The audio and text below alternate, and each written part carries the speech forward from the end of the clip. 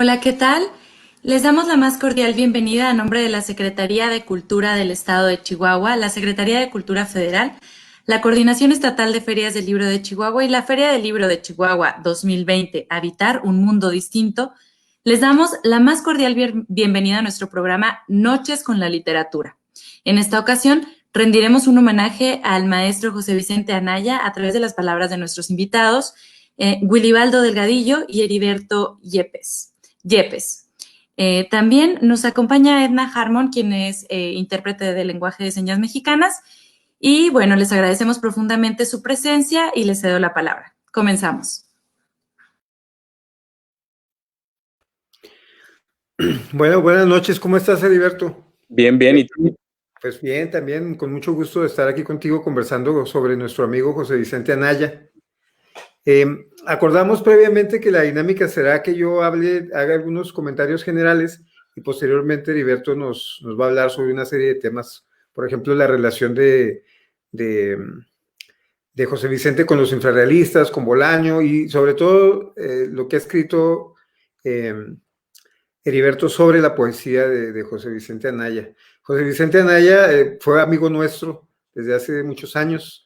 Yo lo conocí a mediados de los 80 en un encuentro literario y desde entonces nos hicimos entrañables amigos. Él frecuentemente fantaseaba con que podamos hacer una reunión en la que nos podríamos reunir varios amigos y amigas que estábamos dispersos por varias partes del país o incluso en Estados Unidos.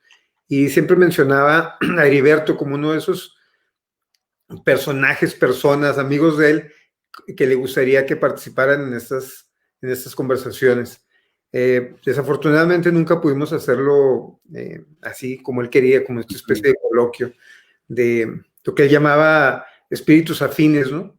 Y una de las afinidades que teníamos con él seguramente era el tema de que coincidíamos en que en la literatura mexicana había una ausencia de crítica, de que lo que había en términos de valoración de textos literarios o de la cultura literaria en general era más bien o laudatoria o era medio carroñera, medio tendía a la descalificación, pero sin argumentos literarios, estéticos, éticos. Él planteaba que eso se extrañaba en la literatura mexicana, que había, pues que no había pues eso. Entonces, él planteaba que el poeta, el escritor en general, pero el poeta en particular, porque él hablaba mucho del poeta, y tenía como referencia a T.S. Eliot, a William Carlos Williams, por ejemplo, decía que el poeta necesariamente debía ser un crítico. Es decir, que el poeta no debía conformarse solamente con tratar de escribir versos que fueran estéticamente, que tuvieran un fin estético, sino que deberían también tener un fin ético, ¿no? Y por ende político. Entonces, que el territorio de la poesía es el territorio de la utopía, por ejemplo, ¿no? Y que el poeta debería estar también comprometido con el ensayo, con reordenar cada cierto tiempo el llamado canon de la poesía. Y en ese sentido, pues él fue congruente, porque no solamente escribió ensayos, sino promovió que se escribieran libros como este, ¿no? Que es un libro donde muy atípico en la literatura mexicana, que trata de hacer valoraciones justamente críticas sobre la obra y los procedimientos de acumulación de poder cultural de Octavio Paz y de su círculo cercano, ¿no? Él tenía admiraba a Octavio Paz por haber sido un joven que se dio a la experimentación poética, que fue revolucionario en muchos sentidos, ¿no? Pero lo que criticaba era como, bueno, ciertos virajes que había hecho Paz, pero sobre todo criticaba lo que él llamaba pacentrismo, ¿no? Y ese pacentrismo era una especie de idolatría en relación a Paz, ¿no? Y obviamente era algo que tenía que ver con Paz también, ¿no? No es como que eso fuera solamente algo que hubieran hecho los intelectuales cercanos a él, sino que él lo había promovido, y la manera en que lo ha promovido es que se las había ingeniado para borrar a otros escritores, para minimizar a sus maestros, para hacer una lectura donde él terminara siendo como este escritor el más vigente de todos, ¿no? Y entonces, en ese sentido, él bueno, convocó en ese libro a varios críticos de paz, ¿no? Entre ellos Heriberto, a Evodio Escalante, otro gran amigo que yo conocí en los 80s, más o menos igual, a las mismas fechas que José Vicente, a Jorge Aguilar Mora, y él mismo escribió aquí también en este libro. Y en lo que escribió en el libro, escribió algo bien interesante. Es un ensayo breve, pero muy sugerente, en el que critica una propuesta de Gabriel Said después de la muerte de Octavio Paz, en la que se pregunta que qué va a pasar ahora con la obra de Octavio Paz. A Anaya esto le resultaba un poco bobo, porque la obra de Octavio Paz era la mejor gestionada del siglo XX en México, ¿no? Autogestión. En ese sentido, Paz había sido muy autogestivo. Entonces, bueno, era la mayormente traducida, la mayormente publicada, difundida, etcétera, y bueno, y había además obtenido el premio Nobel.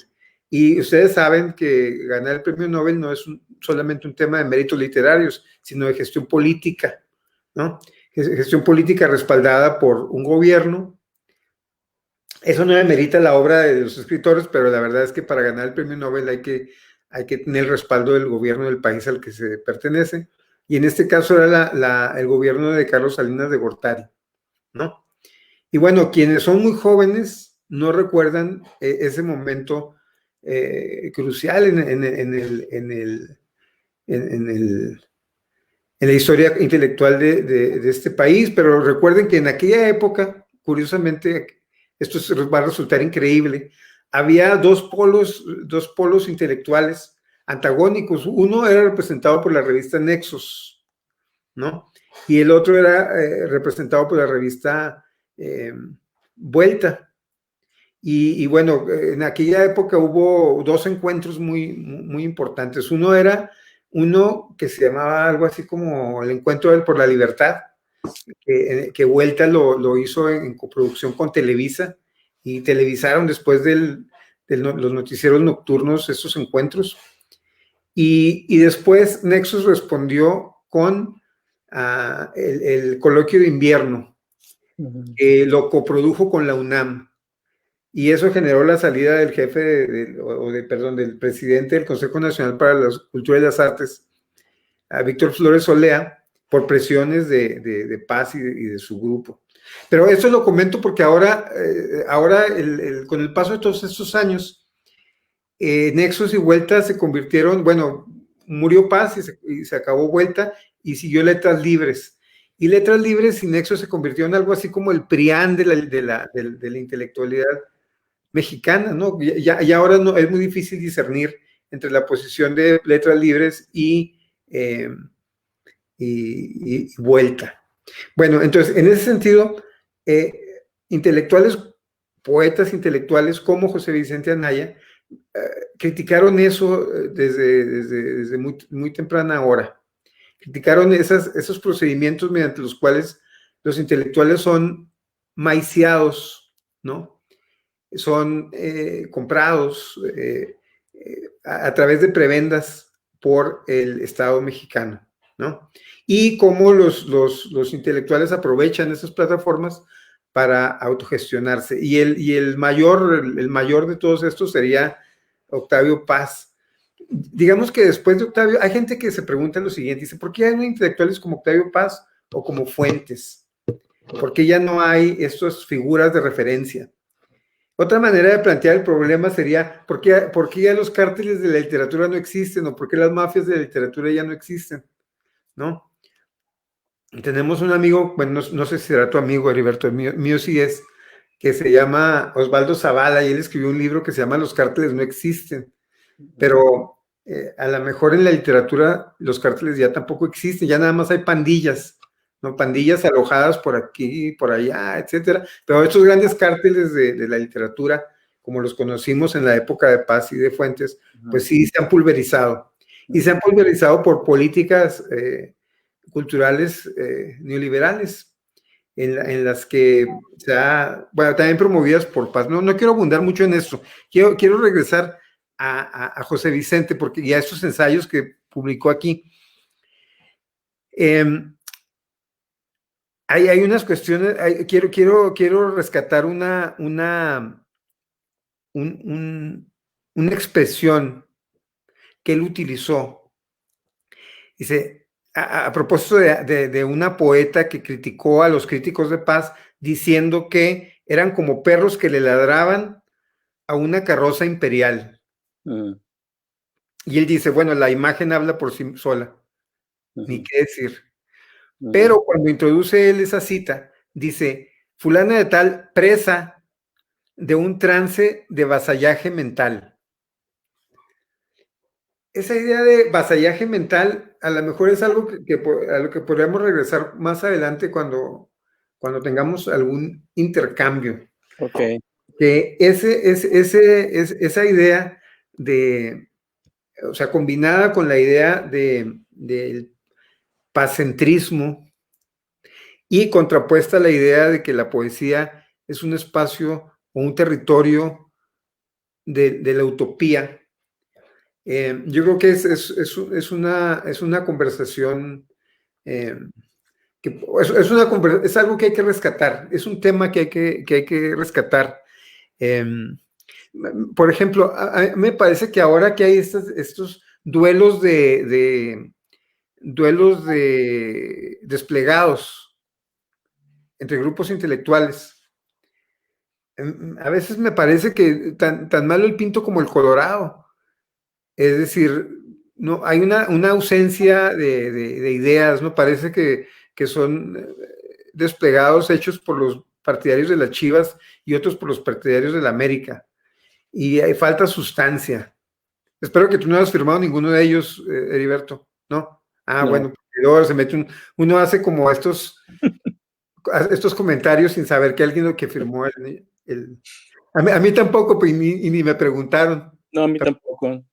No pertenezco a ese mundo. Sí, no, pues no estamos en ese registro. No. Luego, ya que estamos en eso, hay otra, él rescata un epíteto de Quevedo hacia los poetas, estos poetas que ahora también los podríamos llamar como los poetas que juegan en la Liga Municipal de la Poesía. Yo sé, por ejemplo, que hay una liga hubo algún tiempo, ya creo que ya se desbarató, hubo algún tiempo la Liga de la Poesía Juarense, y ahí militaron varios insignes poetas en su momento y ahora burócratas. Pero él dice Anaya que Quevedo les llamaba poetas chirles, ¿no? Y que era debido a que eran insípidos e insustanciales. A mí me parece que es un término muy bonito. Es un término que nos permite un agravio, pero un agravio eufónico, un agravio agradable. Incluso ante alguien que sea suficientemente ignorante, pues hasta puede pensar que es un cumplido, ¿no? Es que tú eres un poeta chirle, capaz de que va a su casa y lo presume. Pues me dijeron poeta, ¿cómo te fue, mi amor? Pues me dijeron poeta chirle. Y ahora soy parte de la Liga de los Poetas Chirles. Pues suena bonito. Y otro que no es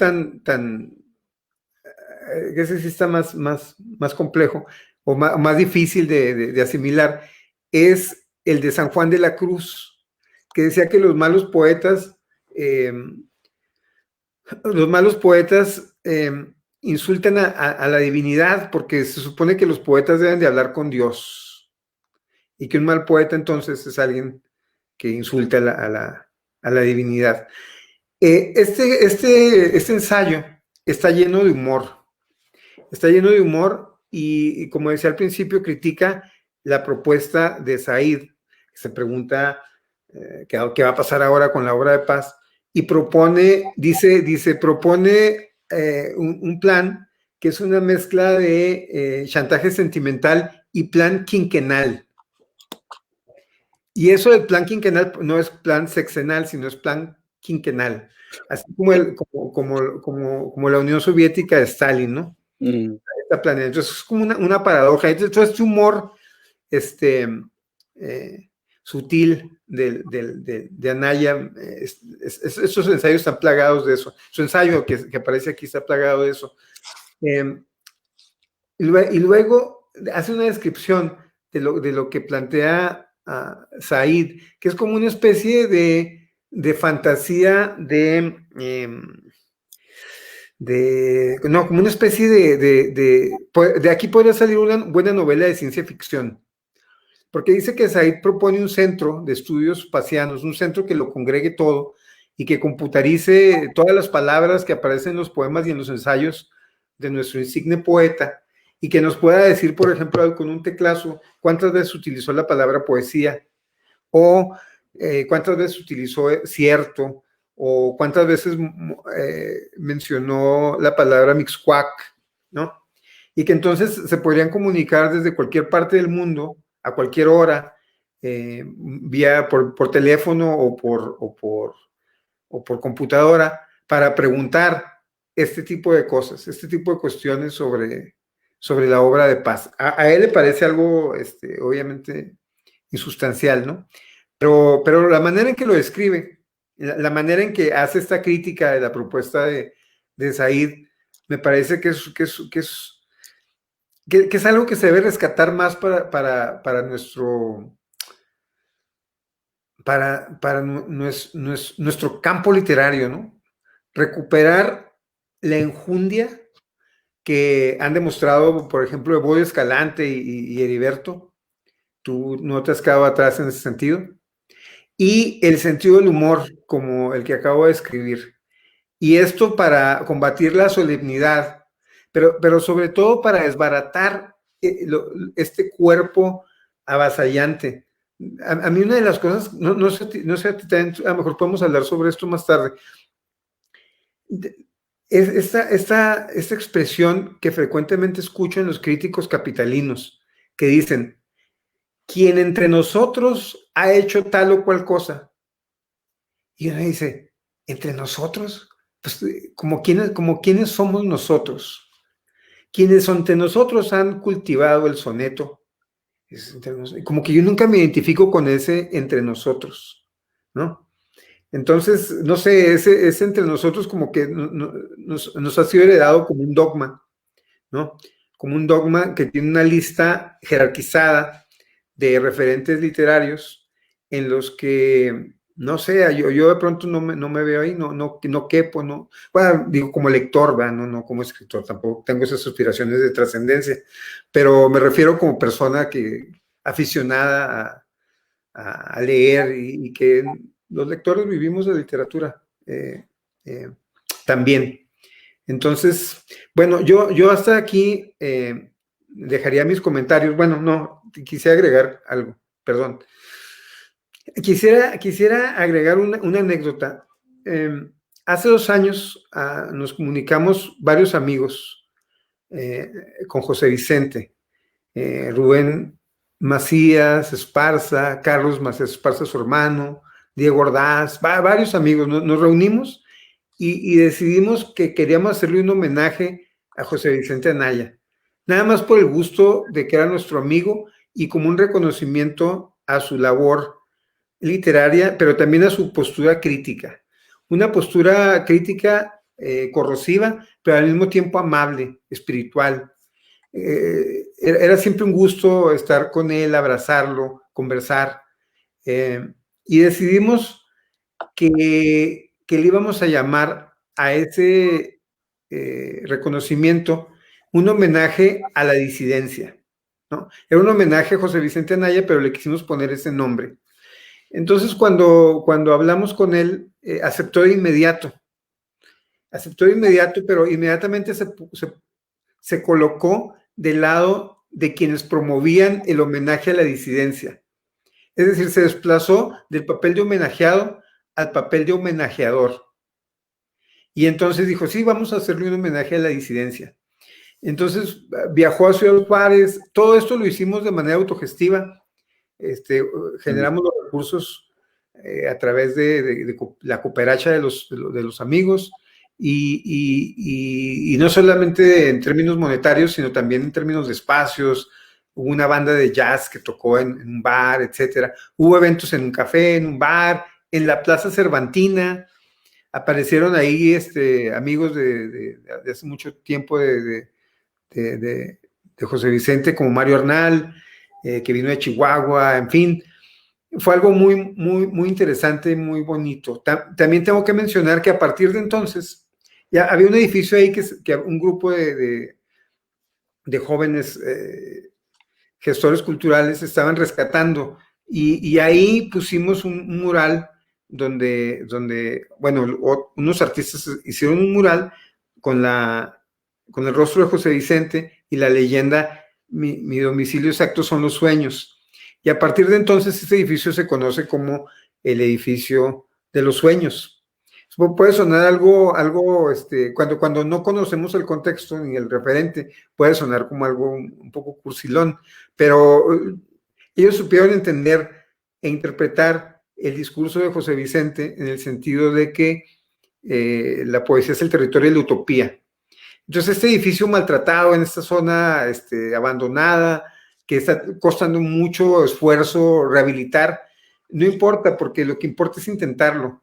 Lo que importa es habitarlo para hacerlo habitable. Empezar a habitarlo desde fuera y tener ese empeño, ¿no? Entonces, en ese sentido, José Vicente contribuyó, si bien hubo gente que contribuyó poniendo la primera piedra, digamos que José Vicente vino a contribuir poniendo la primera palabra o la segunda o la que sea, ¿no? Pero siempre en este espíritu que lo caracterizó de incorporarse a proyectos colectivos, que es algo que hizo siempre desde su juventud, cuando en el 68 participó en la brigada Marilyn Monroe, que era también una brigada que le imprimía desenfado y festividad a la lucha política.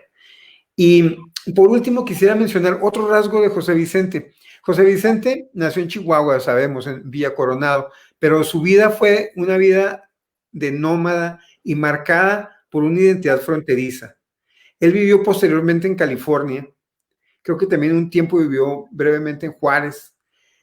Cuando era joven y después del 68 viajó por California, hizo amigos, se compenetró con la cultura juvenil contracultural de esa época. Tradujo a Jim Morrison, pero también a los poetas Beat, etc. Pero lo que quiero remarcar con esto es que, aunque lo reclamamos cada quien tenemos algo que reclamar para nosotros de José Vicente. Fue un poeta chihuahuense, sin duda, pero también fue un poeta fronterizo, baja californiano, chicano en muchos sentidos, ¿no? Entonces, si bien él reivindicaba estos elementos locales, estos sabores locales, era un hombre cosmopolita, un hombre abierto, muy alejado del regionalismo que a veces impera en nuestros círculos literarios. Entonces, bueno, yo ahí sí, ahora sí ya le paso la palabra a nuestro amigo Heriberto. Ok. Bueno, pues me gustaría comentar varias cosas que compartiste, pero temo que si lo hago me voy a desviar, ¿no? No, más al rato podemos. Sí, quizás solamente una, ¿no? Que decías que no sabemos si...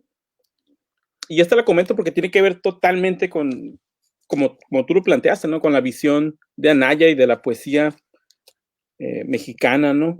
Que es su estructura mafiosa. O sea, la poesía ocurre en México dentro de una estructura de colusión de grupos intelectuales con instituciones, y todavía decir instituciones es un poco eufemístico, ¿no? Grupos de poetas con funcionarios, ¿no? Con sexenios, con presidencias, ¿no? Entonces decías que no sabemos si todavía existen cárteles, yo diría mafias, ¿no?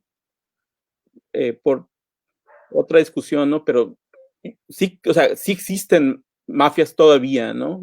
Mafias intelectuales.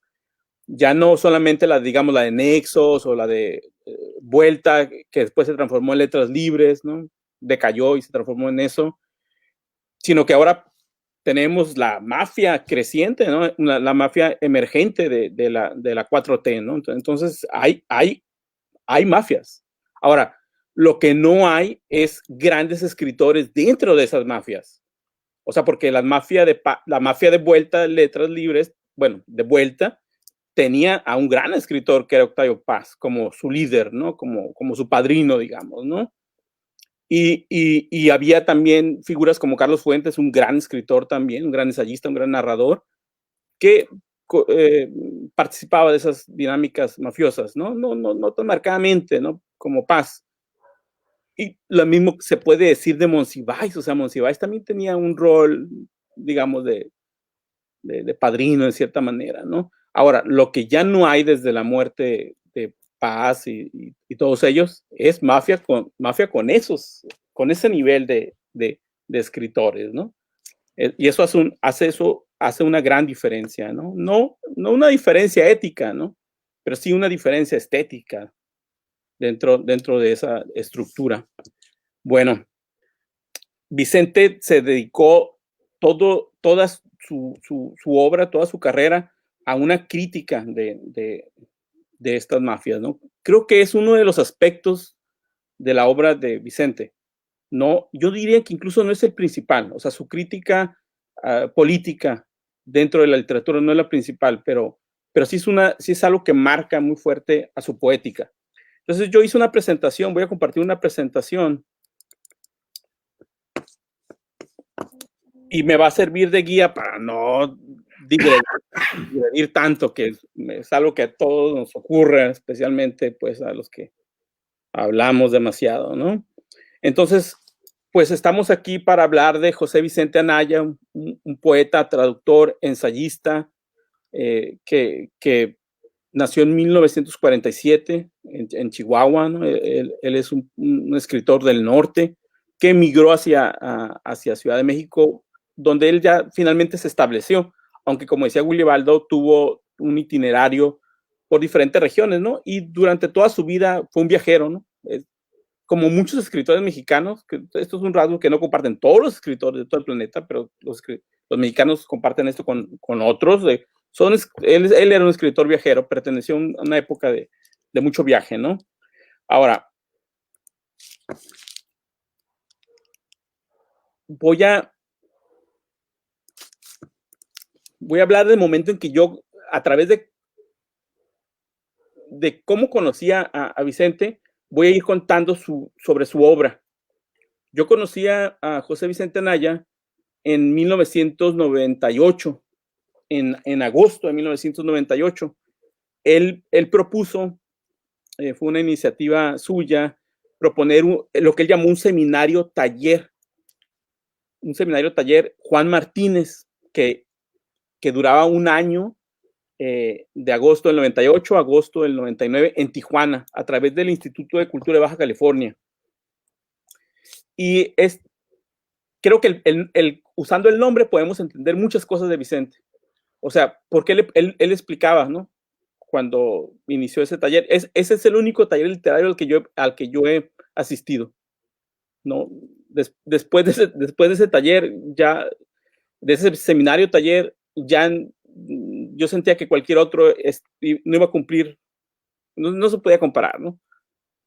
Entonces, Vicente decía, se llama seminario taller porque a diferencia de un taller donde se practica, digamos, cómo comentar poemas, cómo escribir, donde se dan consejos de cómo escribir poesía, etcétera, y simplemente leernos poesías unos a otros. Él consideraba que el poeta tenía que tener un fuerte elemento de estudio, o sea, el poeta tenía que ser un estudioso. Y él ponía esta palabra, le daba mucho valor, ¿no? En los últimos tiempos, palabras como erudito están como devaluadas, ¿no? Para Vicente no. Para Vicente él pensaba mucho en el poeta como los beatniks, ¿no? Como el scholar, el poeta que es a la vez un experto, un especialista en la poesía, en tradiciones filosóficas, por ejemplo, ¿no? Tradiciones intelectuales. Entonces, él decía que era necesario hacer y comentar poesía dentro de un seminario, o sea, donde se discutía teoría, donde se discutía historia de la poesía, donde se estudiaba a la poesía. No solamente se le mostraba tu poesía personal, ¿no? Entonces, estas sesiones eran duraban eternidades, o sea, duraban 5 o 6 horas, o sea, ese era el horario que tenían establecidos. Entonces eran realmente cursos, fue un curso de un año. Él venía una vez al mes durante viernes, sábado, domingo, y entonces eran como 18 horas cada mes. Y él decidió ponerle Juan Martínez porque Juan Martínez era un poeta con el que él había dialogado en Tijuana. Juan Martínez es el hermano, es un poeta místico de Tijuana que tuvo una situación de indigencia voluntariamente. Él era un poeta que llegó a vivir en las calles, en una cueva en playas de Tijuana, Juan Martínez. Y Vicente es un gran poeta, Juan Martínez es un gran poeta. Entonces Vicente consideraba que Juan Martínez era una figura tutelar de la poesía en Tijuana por su apuesta por una forma de vida distinta, alterna, mística y contracultural, y también por su gran conocimiento de tradiciones de filosofía del este, de Vedanta sobre todo, por ejemplo, ¿no? Hinduismo en general. Entonces, para Vicente, Juan Martínez era una especie de figura que debíamos de tener en cuenta en Tijuana y que él pensaba que estábamos como olvidando un poco, ¿no? Entonces él le pone ese seminario taller Juan Martínez, dura un año.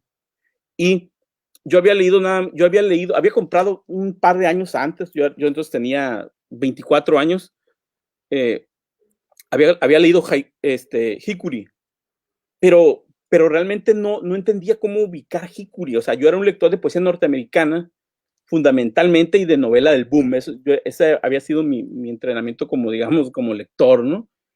Y no entendía dónde estaba este libro Hikuri de este poeta mexicano de Chihuahua, y Vicente estaba en el aire en Tijuana, ¿no? Pero no lograba ubicarlo.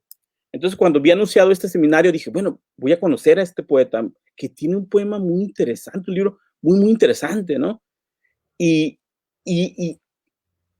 bueno, lo que sucedió fue un shock, ¿no? Y de alguna manera mi experiencia con Vicente va a ser la experiencia que va a tener Vicente con la literatura mexicana los siguientes años, ¿no? En la imagen pongo, ese es un folder que me entregó Anaya, ¿no?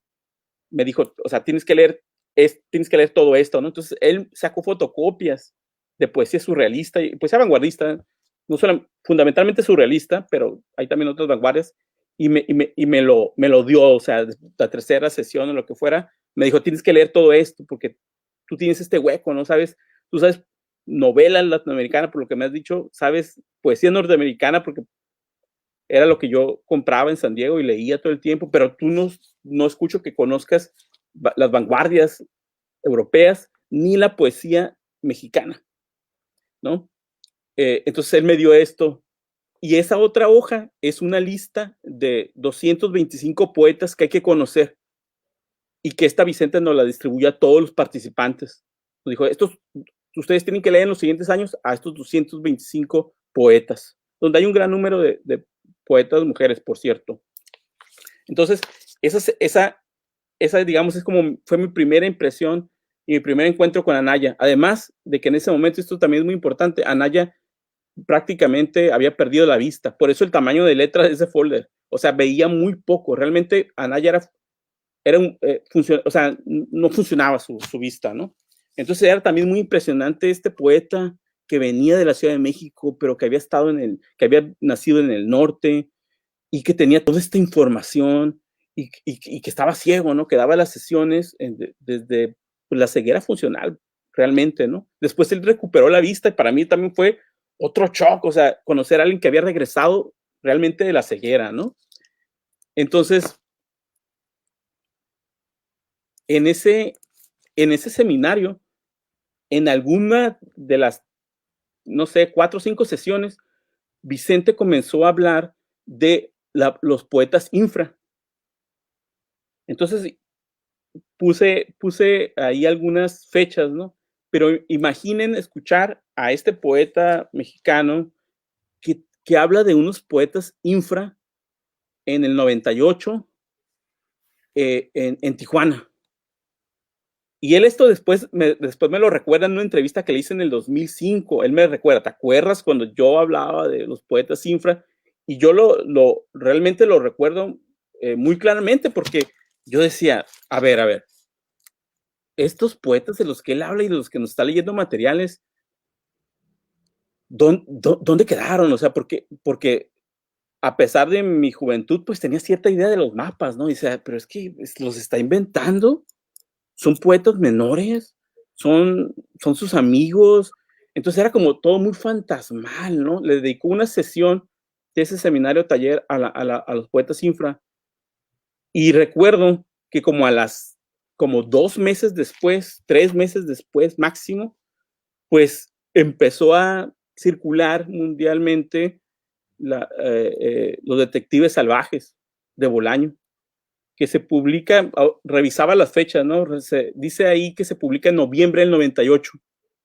Entonces a mí me resultó muy, muy interesante, por una parte, escuchar el 98 en Tijuana a Vicente Anaya hablándonos de este grupo fantasmal al cual él perteneció, los infrarrealistas, y meses después yo comenzar a escuchar hablar de la novela que había transformado la literatura en español, Los Detectives Salvajes, contando la misma historia o otra versión de esa historia que Vicente estaba urgentemente compartiendo, como él lo dice después en una entrevista, ¿no?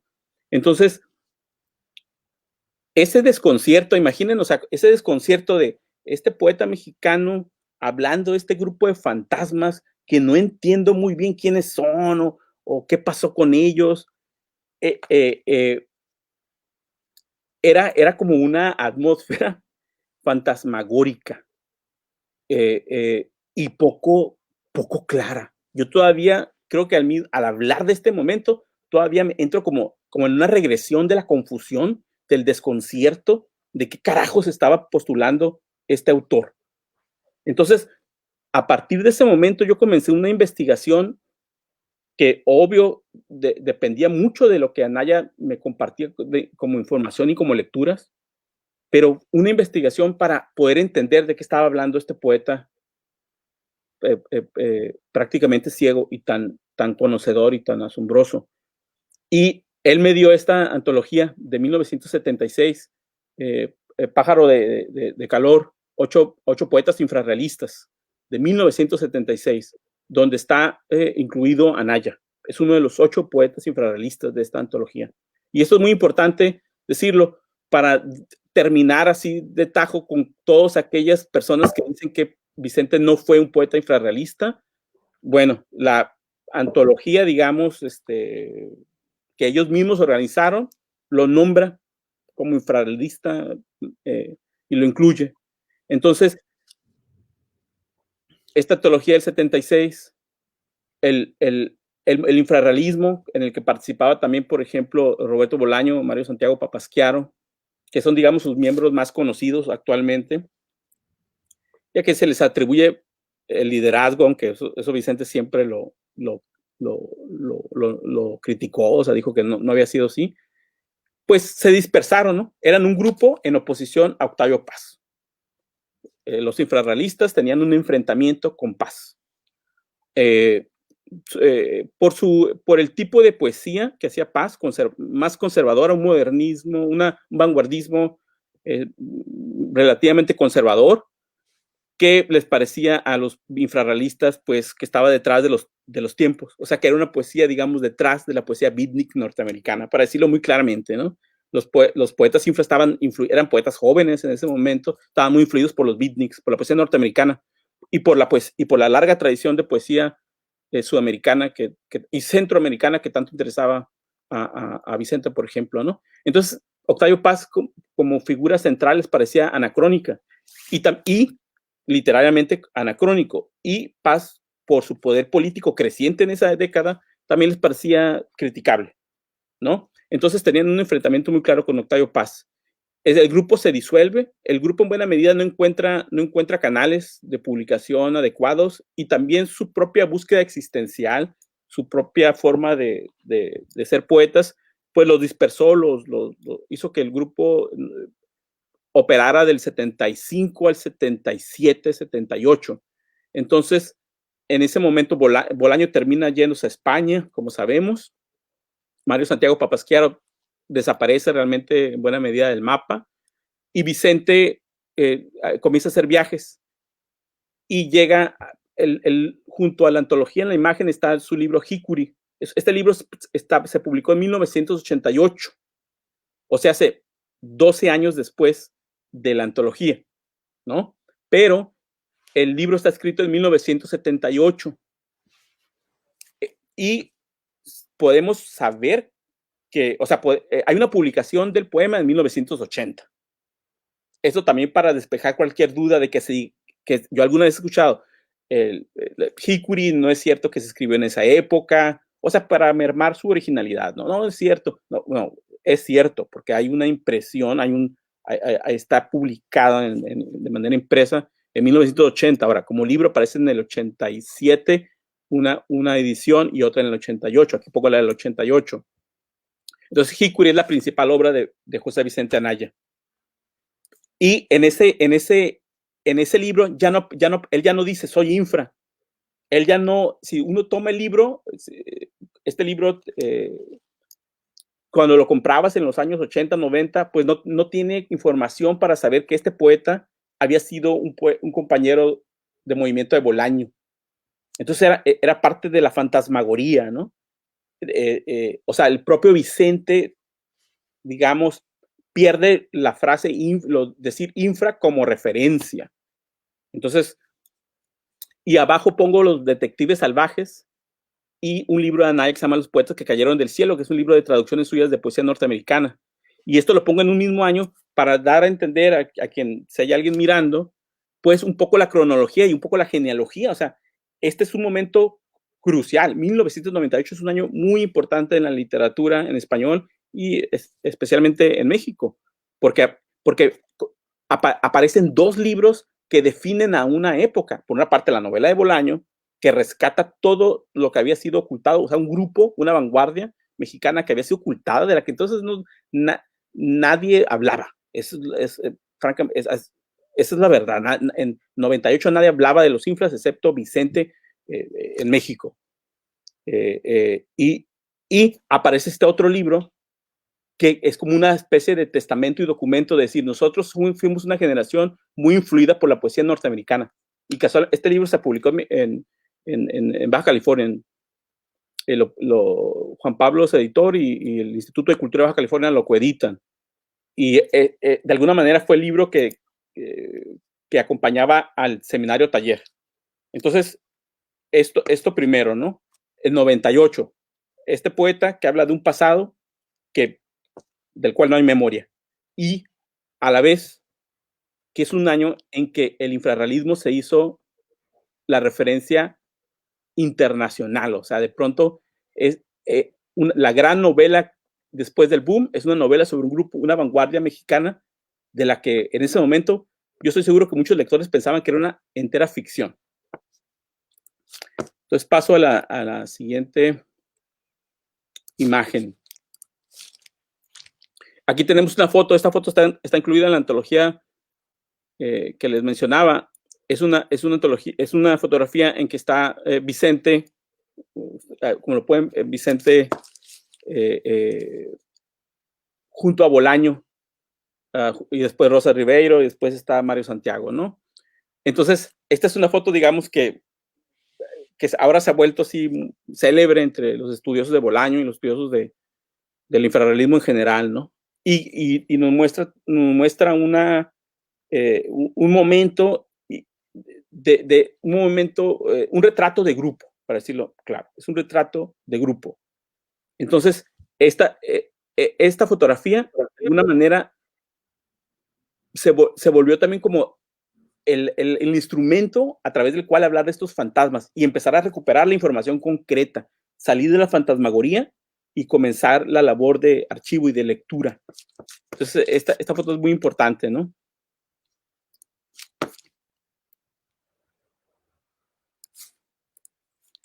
Y antes de pasar para comentar esas imágenes, también hay que entender esto. O sea, Bolaño también vivía la misma situación que Anaya. O sea, Bolaño también era un fantasma. Bolaño había aparecido unos años antes, sobre todo a partir de su novela La literatura nazi en América. Había aparecido como referente, pero realmente Bolaño, mucha gente no sabía de dónde había surgido este poeta y después novelista chileno que se avecindado en México, que después terminó en España, y en el 98 para el gran público lector aparece como el gran escritor latinoamericano. Y fue un poco así de la nada, para el 99% de los lectores, creo, salió de la nada Bolaño. Entonces la situación que Anaya vivía de ser como un fantasma, como una historia secreta, una historia ocultada, también la vivía Bolaño. O sea que es una situación que comparten los infras en general. Pongo aquí esta portada. Primero, la primera portada es la de José Agustín, el libro La Contracultura de México. Y me cuesta un poco de trabajo decirlo porque yo respeto mucho la obra de José Agustín, me encanta lo que él hace, pero hay que decirlo, ¿no? Que si uno busca en la Contracultura de México una referencia al infrarrealismo, no lo vas a encontrar. Entonces este libro, que es como una especie de guía de la contracultura en México a nivel de música, literatura, etcétera, no tiene ninguna, es una contrahistoria de la literatura mexicana, este libro de José Agustín. Pero esta contrahistoria no contiene información alguna sobre el infrarrealismo. No hay una sola referencia a Bolaño, por ejemplo. Y hay un par de referencias a Anaya, una de ellas para decir que sus traducciones de Jim Morrison, pues, o sea, ironizar sobre sus traducciones a Jim Morrison. O sea, Anaya más bien aparece como puesto en duda, como ironizado. Entonces, y esto lo comento, alguna vez me decían, ¿por qué dices esto? O sea, porque me dijeron en El Paso, en un congreso de literatura mexicana, ¿no? Qué afán de decir esto de José Agustín. Y repito, no lo digo por mala onda con José Agustín, todo lo contrario, o sea, lo admiro. Lo digo porque esto nos dice mucho del lugar que ocupaba el infrarrealismo. O sea, era lo ocultado en las contrahistorias. Entonces, y esta idea, esta desaparición continuó y continúa hasta dentro del infrarrealismo. El siguiente libro es una antología de poesía infrarrealista hecha por otro infrarrealista, Rubén Medina, en la que no se incluye a José Vicente, por considerar que no era un poeta infrarrealista, por algún criterio que se comienzan a inventarse los propios infrarrealistas después de la aparición de los detectives salvajes, después de que se vuelve famoso el referente, comienzan, o sea, reviven las peleas internas. Entonces Vicente no aparece en esta antología, ¿no? Sí apareció en la original, como vimos, pero ya en esta del 2000, no sé, 13, 2014, algo así debe ser la antología de Rubén Medina. Y puse este libro de un académico, México en la obra de Roberto Bolaño. Y digamos, va a continuar esa lógica, ¿no? En este libro, es un libro en el que muchas veces se cita a los que desaparecieron al infrarrealismo para hablar del infrarrealismo. O sea, por ejemplo, Christopher Domínguez, la órbita de Octavio Paz, son citados en el libro como apoyo y como fuente para enjuiciar al infrarrealismo y caracterizarlo y definirlo. Entonces esto, así es o sea, es el colmo, ¿no? O sea, quienes desaparecieron al infrarrealismo, este movimiento literario mexicano de los 70, se han encargado posteriormente, aliados con academia, de continuar definiéndolo. Entonces, digamos, esta imagen nos dice cómo ha continuado ese proceso.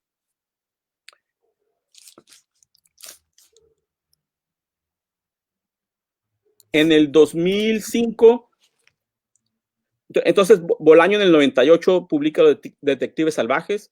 Por ahí del 2000 se comienza mucha gente a preguntar, bueno, ¿y quiénes son estos real visceralistas de los que habla la novela de Bolaño? Son un grupo que se llama los infrarrealistas y son tal y tal y tal. Entonces comienza a principios del siglo XXI la pregunta de quiénes eran, si es realmente, tenía algún valor su poesía. Y yo pienso que Anaya por ahí del 2004 se dio cuenta que él necesitaba contar su versión, porque ya en internet ya había una página de internet donde se estaba contando la historia del infrarrealismo, otra vez excluyéndolo. Yo recuerdo que en las conversaciones que teníamos, él comenzaba a hablar de estas otras versiones. Entonces yo me di cuenta que él tenía ganas de hablarlo. Y en el 2005, pues le sugiero que hagamos una conversación y que la publiquemos en algún lugar, él dando su versión del infrarrealismo.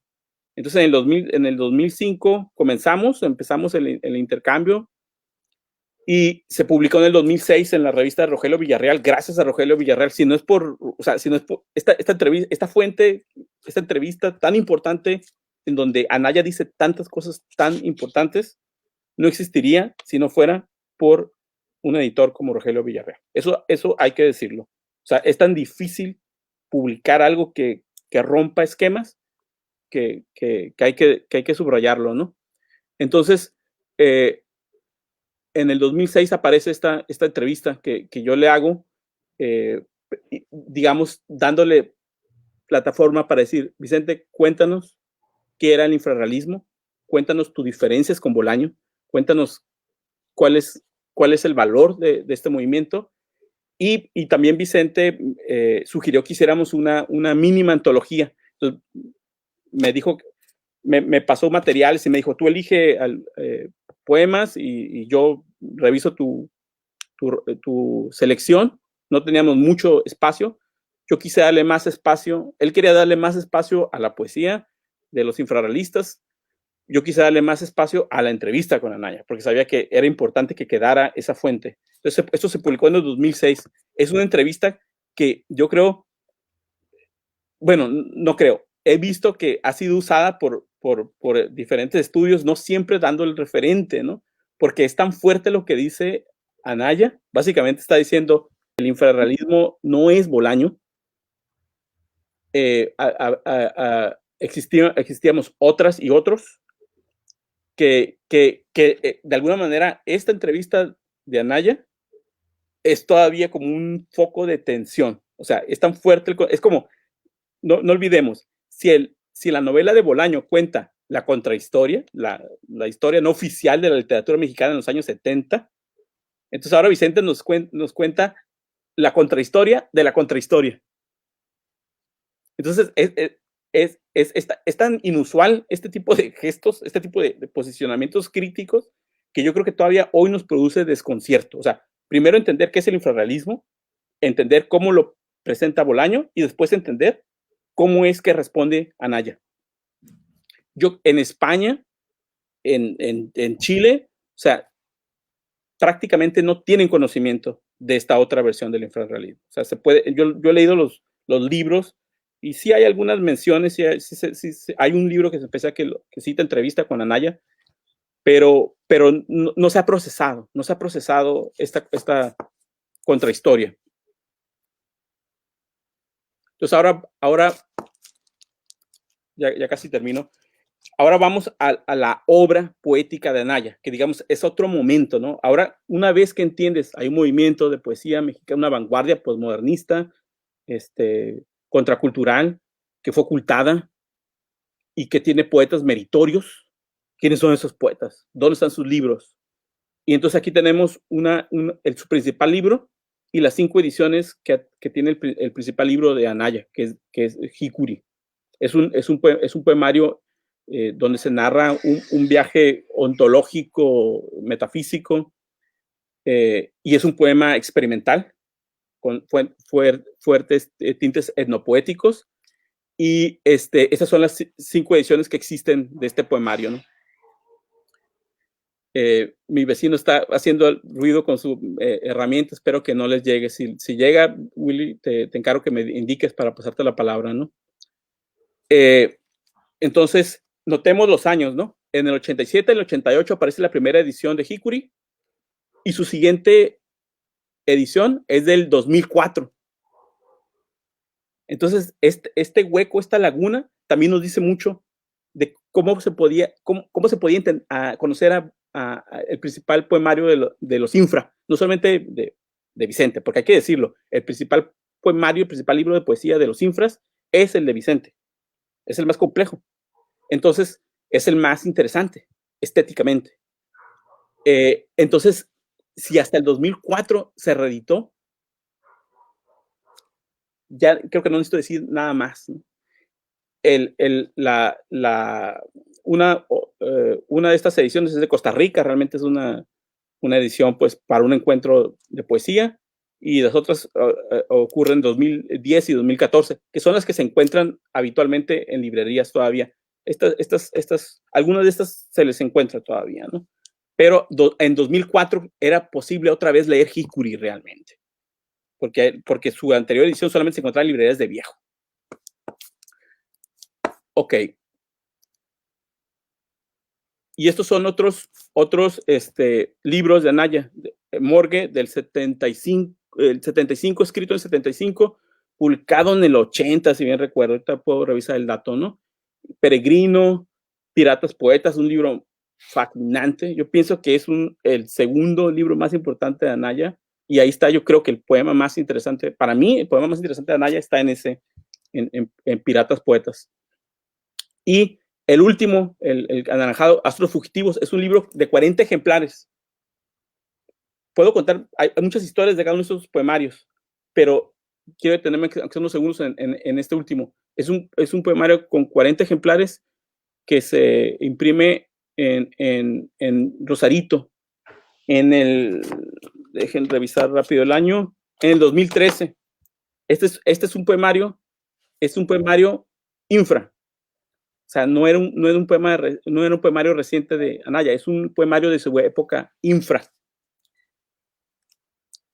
Y yo creo que este poemario, que también quiero decirlo, se publica gracias a la gestión de Gidi Loza y de Sergio Brown, que fueron los coeditores de este libro en Rosarito, este libro artesanal, muy, muy importante. Y yo creo que Astros Fugitivos es una definición de Anaya que él toma de Góngora. Esto viene de un verso de Góngora que dice de estrellas fijas, de astros fugitivos.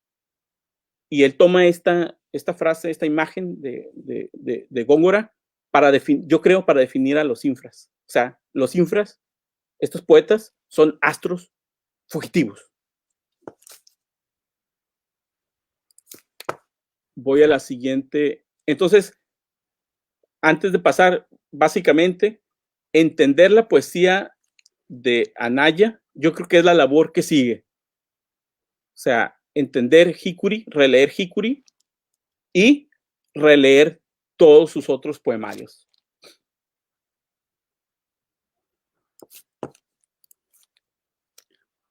Y esta es otra fotografía de Anaya y Bolaño.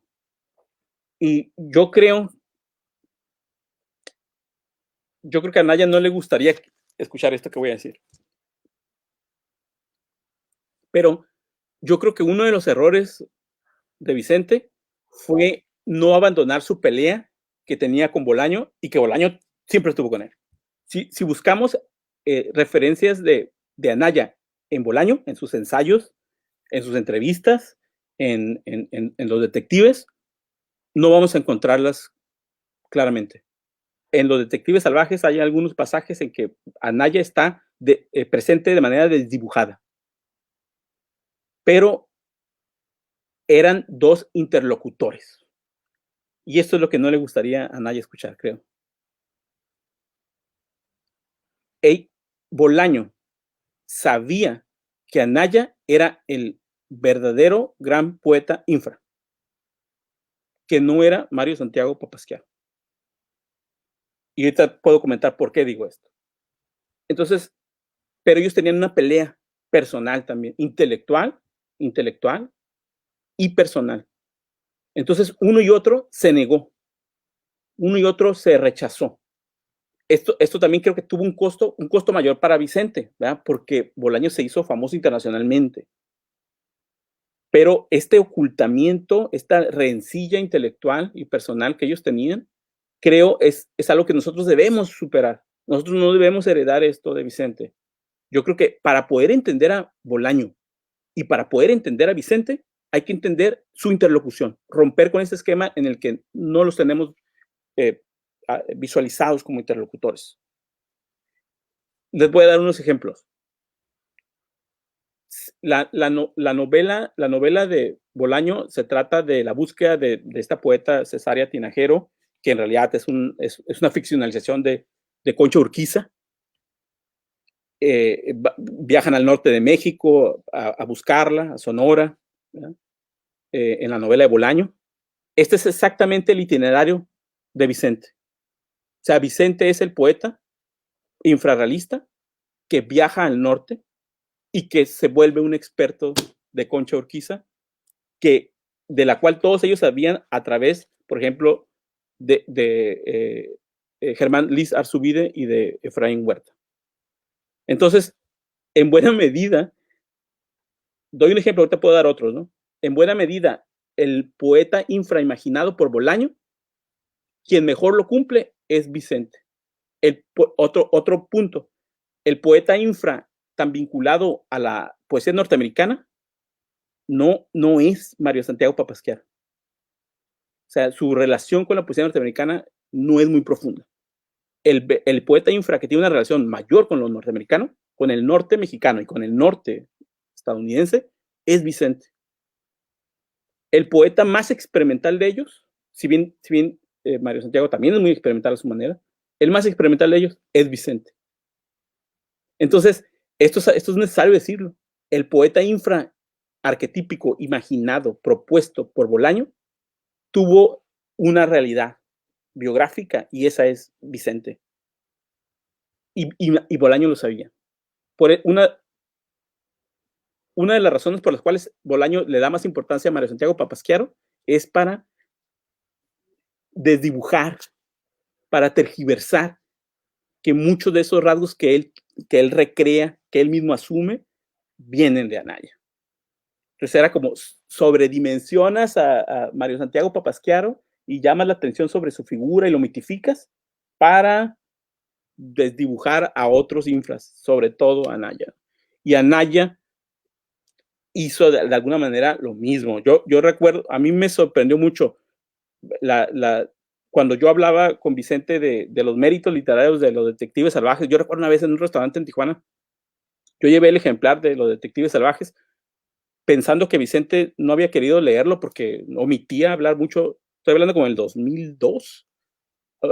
No quería hablar mucho de Bolaño y un día llevé el ejemplar. Ya casi me callo, llevé el ejemplar y llevé pasajes porque quería preguntarle a Anaya de ciertos pasajes. Y me sorprendió que apenas yo abría la página y decía, mira, Vicente, te pido que te voy a leer algo, te voy a preguntar sobre algunos pasajes, ¿no? Entonces yo quería comenzar a leer, ¿no? Y Vicente volteaba, veía las páginas y ya sabía, ya había leído y ya sabía hacia dónde iba yo. Y me lo comentaba. Entonces dije, bueno, ok, ¿no? Siguiente pasaje, ¿no? Tengo otra página, ¿no? Aquí la tengo señalada. Va, volteaba y me decía, no, mira, este pasaje y así como 10 pasajes de Los Detectives Salvajes. Vicente había leído varias veces Los Detectives Salvajes, la había leído con mucha atención y tenía toda una discusión con Bolaño intensa que casi era como secreta, privada. Yo por eso después lo quise entrevistar, porque me di cuenta que era una discusión muy, muy intensa. Y otro rasgo, ya prometo ya callarme, es, por ejemplo, todos los infras originalmente todos estaban enfrentados con Octavio Paz. Hacia el final de su vida, Bolaño se reconcilia relativamente con Paz, se reconcilia. O sea, en la misma novela ya no hay tal enfrentamiento con Paz, realmente no lo hay. Quien mantuvo ese enfrentamiento, quien mantuvo esa polémica, quien mantuvo esa discusión de poéticas, desde una poética contracultural mexicana hacia una poética más conservadora de Octavio Paz, fue Vicente. O sea, el itinerario, el pensamiento, la poética infra que evolucionó, la mantiene no Bolaño. Bolaño la usa para ficcionalizar algo, pero quien la continúa y la fortaleció y la creció a través de labor editorial, traducciones, polémicas, etcétera, fue Anaya. Y obvio, si uno sabe cómo pensaba Bolaño, cómo piensa un escritor en general, Bolaño sabía esto a la perfección. Entonces, a mí hoy, una cosa que me interesaría a los oyentes, a quienes estén, los lectoras y lectores, es invitarlos a reflexionar esta interlocución, que creo que es una de las cosas que sigue entre Bolaño y Anaya. Sin eso no se puede entender ni a Bolaño ni a Anaya, sin esa interlocución. Y solamente quiero mostrar unas páginas de este poemario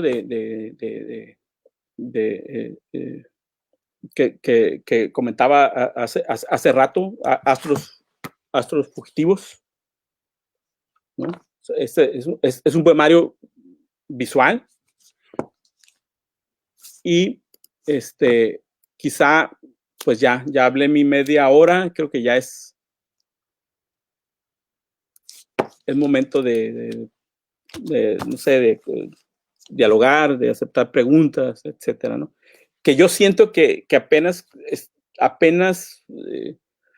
se abre como el panorama de Vicente. Realmente, por más que quise decir en pocos minutos todo lo que hay que decir sobre Anaya, para mí siempre es insuficiente, ¿no? Por eso he publicado como 5 ensayos sobre Anaya y 2 o 3 sobre Anaya y Bolaño, ¿no? Digamos, creo que fui el primer crítico mexicano a pesar de mi juventud, como uno de jóvenes bien atrevido, ¿verdad? Me atreví a ser, yo creo, el primer ensayista que escribió sobre la poesía de Anaya, ¿no? En el 99, dedicándole un ensayo largo. Fíjense, o sea, qué penoso, ¿no? Que un gran poeta, quizá el poeta experimental más importante de México en los 70s, Anaya, no había estudios, no había críticas sobre su obra realmente. Y tenía que ser un escritorcillo tijuanense, joven, quien comenzara esa discusión, ¿no? Eso a mí me llama mucho la atención, ¿no? Y creo que también por eso Vicente me honró con su amistad, ¿no? Porque vio ese atrevimiento de mi parte de querer entender su poesía y querer entender esa historia tan compleja. Y su poesía abundante y tan todavía sin discutir. Yo, digamos, voy a seguir escribiendo sobre la poesía de Anaya, porque tiene tantos pasillos, tantas cosas sobre sus ensayos también, pero creo que ahora que no está con nosotros físicamente, creo que comienza esa nueva etapa de la lectura de Anaya, ¿no? Y pues agradezco estos minutos porque es tan extraño, tan raro tener la oportunidad de hablar de poetas y de un poeta que se enfrenta al sistema literario mexicano como Anaya, que realmente para mí es la primera vez que lo hago fuera de un foro de más de 5 o 6 personas, ¿no?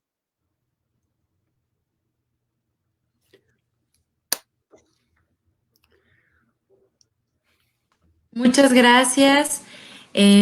Bueno, Tenemos aquí mucha participación del público. Muchas gracias a todos. Les mandan felicitar, les mandan excelentes comentarios.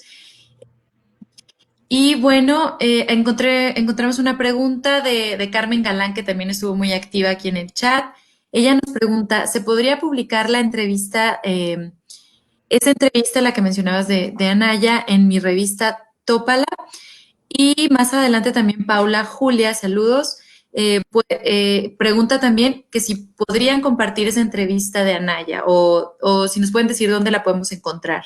Sí, yo la subí a mi sitio en academia.edu, pero si la buscan,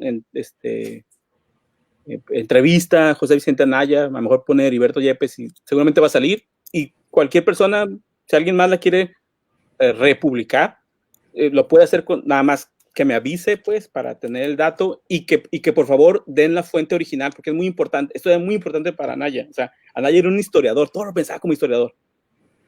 Entonces, dar la fuente, ¿no? Esta entrevista se hizo en el 2005, se publica en el 2006 en Replicante.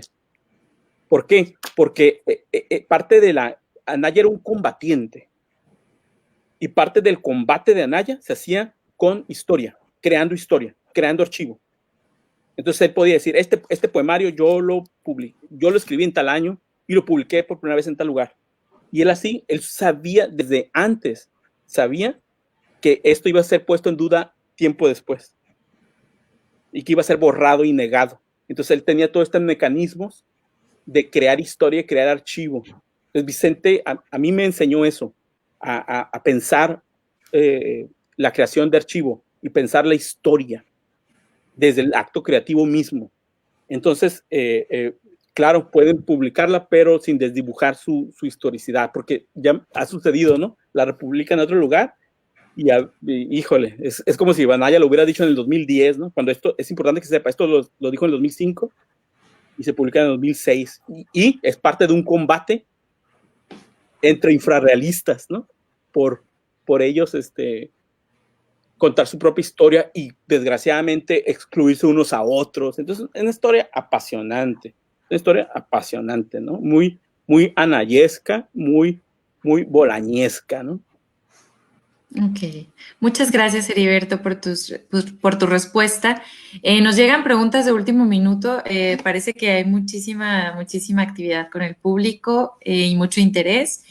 Queremos hacer, antes de seguir con unas breves preguntas, porque el tiempo pues nos apremia, pero queremos agradecer a Andrea Anaya también, que estuvo aquí siguiendo la charla y que no pudo acompañarnos en pantalla debido a causas de fuerza mayor, pero le agradecemos muchísimo que esté presente. Ella nos da las gracias a Heriberto y Wilibaldo por esta plática sobre mi padre. Les abrazo y les agradezco por compartir tantos temas tan queridos para mi papá. Bueno, le mandamos un abrazo a Andrea y agradecemos muchísimo que esté aquí presente. Y bueno, como les comento, nos llegan muchas de último minuto, muchas preguntas. No sé si las podamos responder en breve un par de ellas y después tal vez para que sigan su trabajo, recomendarnos dónde pueden encontrar todo su trabajo. Clase Literatura Bachilleres nos comenta, voy a solamente leer la primera por el tiempo. La pregunta es, ¿cuál es el lugar que ocupa hoy la obra de José Vicente Anaya dentro de la literatura mexicana, si es que algo así existe? No sé si podemos responder eso, cualquiera de los dos. Pues me gustaría contestar esta, la siguiente, tú, Willy, pero esta creo que es importante. Finalmente, Anaya ocupa uno de los centros de la poesía mexicana en la actualidad. O sea, la propuesta poética de Anaya triunfó y se ganó sobre la poética pasiana. O sea, la poética pasiana anti-poesía norteamericana, anti-posmodernista, hoy no es la que inspira a los poetas de las últimas dos generaciones. Los nuevos poetas y los poetas de la generación previa están inspirados por el tipo de poética que Anaya propuso. Y quizás no hemos sido lo suficientemente generosos para reconocerlo, pero la poesía visual, la etnopoética, la importancia de la poesía escrita por mujeres, el experimentalismo, la palabra clave de Anaya es experimentalismo. Todos estos son los valores, la politización de la poesía, todos estos son los valores que hoy rigen a la creación de poesía en México. Entonces, ¿cuál es la importancia de Anaya? Pues la importancia es que a nivel de poética ganó. Y los pasianos, no, estoy seguro que no ni siquiera van a fingir que esto no ocurre, pero se puede comprobar de muchas maneras que Anaya y su propuesta triunfó. Okay. Yo quisiera agregar un par de cosas. Primero, en relación a lo que decías sobre Anaya como un combatiente que crea historia, crea archivo. Un detalle era que él daba crédito a otras traducciones o a traducciones que no había hecho él. O sea, en sus libros, es la única vez que yo he visto que alguien le dé crédito a traductores es en los libros de Anaya. Eso es importante. La otra cuestión es, para responder a esta pregunta es, quizá por eso que dice Heriberto, en esta mesa no nos estamos preguntando, como se preguntó Said, ¿qué va a pasar con la literatura, con la poesía, con la obra de Octavio Paz? Aquí no nos estamos haciendo esta pregunta porque es una poesía que no está museizada, está viva, tal y como lo acaba de comentar Heriberto, ¿no? Está viva en la escritura de otros y de otras. Muy bien. Ok, tenemos, bueno, como les comento, el público ha estado muy activo y bueno, una pregunta muy rápida es de Beatus Ioannes y Manuel. Él nos pregunta si el poema Jicuri se puede encontrar en línea, leer en línea y si hay alguna edición crítica tal vez de Heriberto o Wilibardo. Edición crítica no, ni creo que la necesito, o sea, yo creo que, o sea, no ahora, ¿no? No ahora, porque academizar pronto a los poetas los mata, ¿no? Pero sí, se puede comprar en librerías y se puede escuchar a Vicente leyendo Jicuri en YouTube. Muy bien. Por eso no quiso leer poesía de Anaya, dije, porque está en YouTube, o sea, si alguien tiene curiosidad, puede escuchar a Anaya, puede comprar libros de Anaya. Y un saludo para Juan Manuel Portillo, que se esconde bajo el seudónimo de Beatus. Ok. Bueno, saludos a Juan Manuel. Y la última pregunta de Juan Manuel es, ganó y perdió, comenta, porque en cierto modo es la poesía que se premia y se promueve desde las instituciones ahora, pero ¿cómo evitarlo? No sé si eso llegue a ser una pregunta retórica, pero no sé si gusten comentar algo al respecto para proceder con el cierre porque estamos sobre el tiempo. Sí, no, con todo respeto, eso es un lugar común, o sea, decir que se promueve desde las instituciones, o sea, lo que se promueve de las instituciones es la poesía tradicionalista mexicana, o sea, o sea, Vicente, yo eso de alguna manera le hubiera enfatizado, justo para no promover ese tipo de discurso, ¿no? Que él se hubiera alejado más de las instituciones para que luego no se dijera eso, ¿no? Pero la poesía de Anaya y los valores de la poética de Anaya, pues se convirtieron de otros. Y hoy está tan difundida esa poética, esa visión de Anaya, que sí, una parte de esa poética está digamos, publicada, apoyada, por decir, porque la cooptaron, ¿no? La cooptaron. Pero igual cooptaron a Paz. O sea que estos poetas no podemos ser responsables de lo que hacen poetas epígonos, mediocres, etcétera, con su obra, ¿no? O sea, los poemarios, ¿dónde está la poesía de Anaya? La poesía de Anaya está en sus poemarios. Está en esas páginas. Entonces, ahí es donde, eso es lo que debemos de pensar, ¿no? Y un ejemplo clarísimo, ¿no? Les mostraba, es que Anaya publicaba con instituciones y luego hasta con esta editorial artesanal de 40 ejemplares. Entonces, Anaya no es un poeta, es un escritor complejo, igual que Bolaño. Bolaño tenía un aparato editorial transnacional que lo apoyó, y una parte de la obra de Bolaño se publicó en lugares, hoy en ediciones que cuestan muchísimo porque son de colección. Entonces son escritores, o sea, entendamos esto, que creo que en México no estamos entendiendo. Estos escritores son muy complejos y participan de dinámicas editoriales diversas. Y lo mismo Anaya era un interlocutor, era un experto de la crítica y era también un poeta vitalista. Entonces no se le puede decir, era un poeta como beatnik mexicano. No. O es un poeta institucional. Tampoco. ¿Qué es? Es un escritor complejo, con un universo que no se puede reducir a frases o clichés. Y fundamentalmente es un poeta. Es una serie de textos que tienen vida propia, incluso más allá de él. Ahora que él no está aquí físicamente, están sus poemas, son lectura.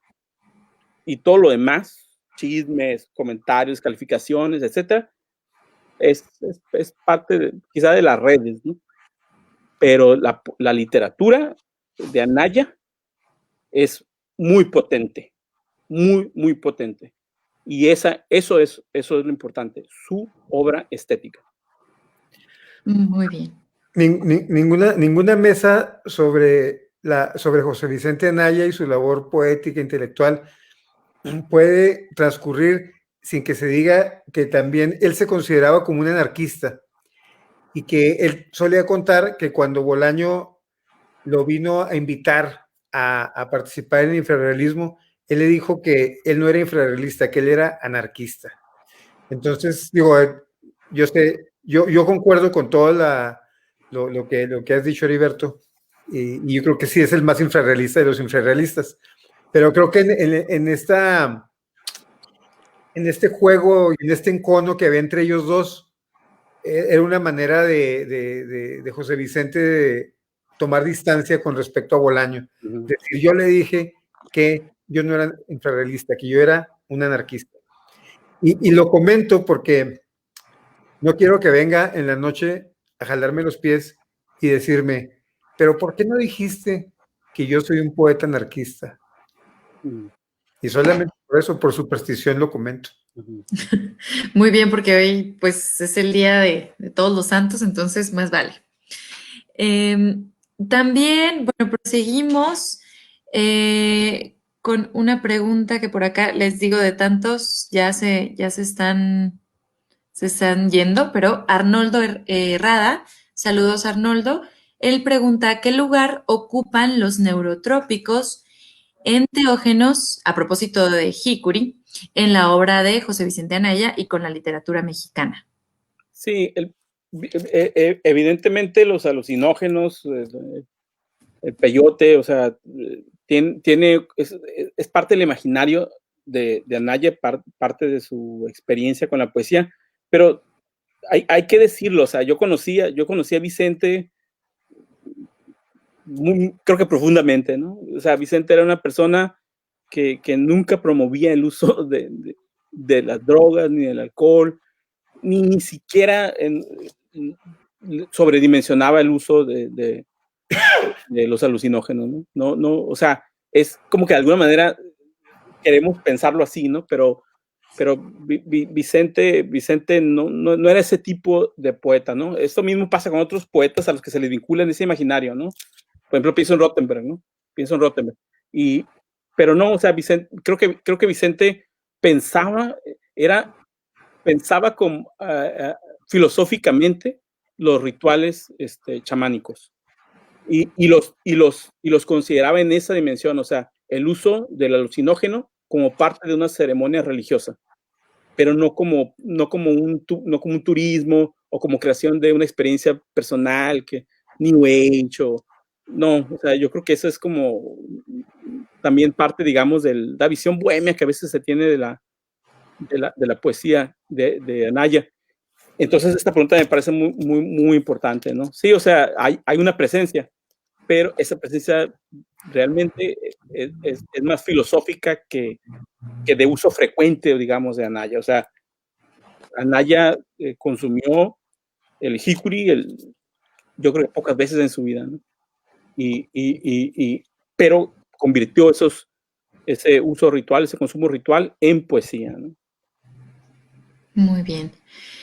Justo a propósito del comentario, Alejandro de la Garza nos comenta, de manera increíble para la cultura y la contracultura mexicana, está apenas en proceso el estudio profundo de la fantasmagoría, que sigue siendo el infrarrealismo.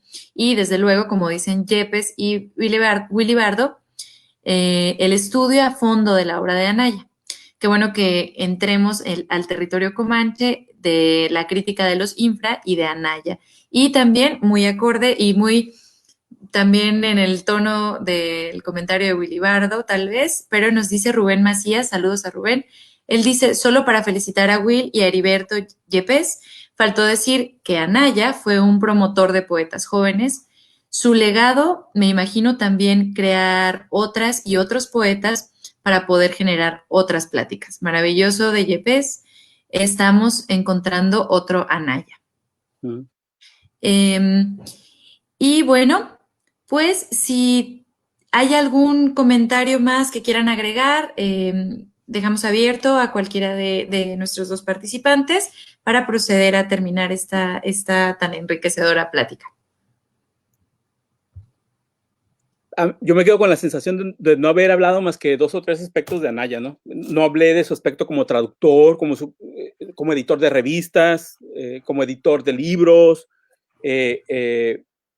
híjole, o sea, de sus ensayos, de su creación de talleres como maestro. Esa es otra dimensión, ¿no? Como eso es diferente a la de un escritor. Tiene una dimensión de maestro, que es al cual se aludían en esta pregunta, ¿no? En este comentario. Entonces, de nuevo, o sea, yo invitaría a conocer los libros de Anaya. Porque yo los conozco, los he leído, y puedo decir que son libros llenos de mundos.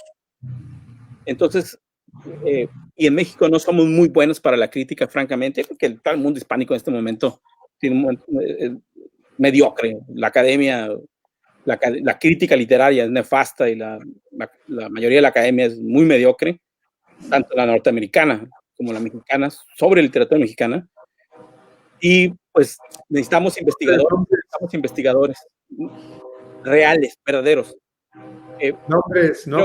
Y creo que Anaya y el infrarrealismo se prestan mucho a una exploración tanto lúdica, o sea, como lectores, y también a una exploración como investigadores. Hay un mundo, un gran mundo ahí, con mucha ética, porque lo que ha sucedido con el estudio del infrarrealismo no ha tenido ética. Académicos, críticos, los propios poetas infra no han hecho una labor de discusión, de creación de recepción con ética. Eso es lo que falta, no son investigadores, no faltan críticos, lo que faltan es críticos e investigadores con ética y con seriedad en su proceso de investigación.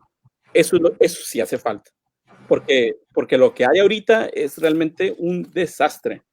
Un desastre. Yo conozco la bibliografía y es penosa, la mayoría, salvo algunas grandes excepciones. Y por último, lo último que yo quisiera decir es, yo tengo algunos textos sobre Anaya en línea, simplemente buscarlos en Google, y un artículo largo en donde me dedico a citar y a comentar la recepción que ha tenido la obra de Anaya, en específico Hikuri, en la crítica literaria y en la academia. O sea, ahí puntualmente comento, espero se publique pronto, comento todo esto que digo hoy, para mostrarlo con citas, nombres, fuentes, años, etc. Eso y agradecerles la oportunidad de hablar de Vicente y de decir, hoy yo no digo ni el 5% de lo que significa Anaya. Bueno, a eso nada más me gustaría agregar que entre las cosas que no hablamos es de la influencia del jazz en Hikuri, en la obra de Anaya, y también como una de sus grandes aficiones junto con el café, la conversación.